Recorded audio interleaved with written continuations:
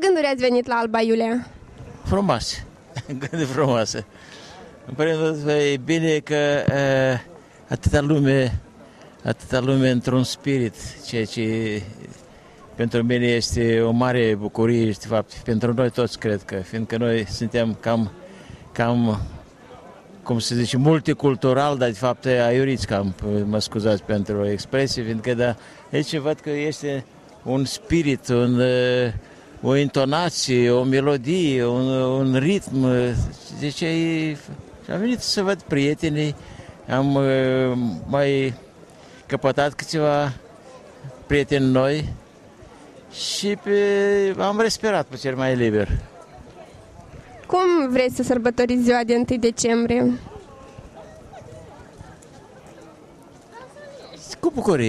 Cu bucurie din cauza că totuși lumea care se adună la aceste, deci care se plimbă, care o vedeți aici în stradă, sunt bucuroși de sine, de destinul său, de țara sa și desigur că eu duc acest dor de o țară care să fie țara mea, care să mă simt acasă, fiindcă deocamdată nicăieri nu mă simt acasă, dar nici aici, fiindcă aceste spirite care ne le-au lăsat precedenții sunt cam trainice și vor dura, cred că, mult timp, fiindcă acolo să ești străin când nu ești acolo, nu ești acasă aici, fiindcă ești străin că ești de pretutindeni, deci este o chestie grozavă.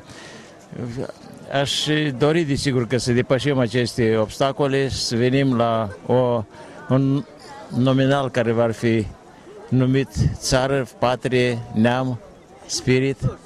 Asta este. Doresc și generațiilor care vin după noi, deci vouă, tinerilor.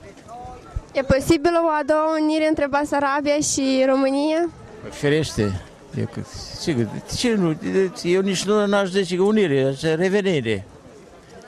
Fiindcă este o abatere și eu cred că e o abatere neistorică, dar o abatere la întâmplare, la forță. Și eu cred că a venit timpul la rațiune, fiindcă numai rațiunea poate să aducă la un nominal corect. Asta e, cu forța deja nu se mai face nimic, cu forța numai animalele luptă. Eu toată lumea și firește că la tineretul din Basarabia, care văd că se infiltrează foarte frumos în această societate și aș dori ca când veți reveni, să aduceți acest spirit de unitate. Ați participat la o astfel de manifestare în Republica Moldova? Nu, n-am văzut așa ceva. Dar credeți că sărbătoresc? După cum am auzit, că nu prea. Deci eu nu stau acolo, din păcate nici acolo nu stau, așa că eu mai mult la Moscova stau și așa că pentru mine e străin peste tot.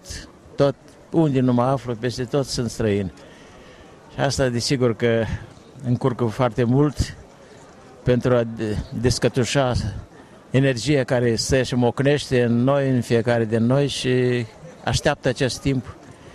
Sigur că ar fi normal și la Chișinău să sărbătorească. De ce nu?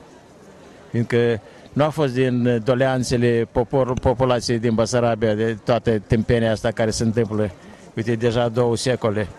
A fost din aceste supraputeri care erau pe vremea aceea, aceste 3 imperii care ne-au făcut acest destin negru. Sigur că aș dori să, mai mult ca asta, eu aș zice ca compozitor, așteaptă imnurile care le-aș scrie cu mare dragoste. Aud aici aceste marșuri, aceste imnuri, sigur că și multele le am chiar scrise, dar nu a venit timpul, aștept. Toți suntem în așteptare și credem că va fi totuși această zi.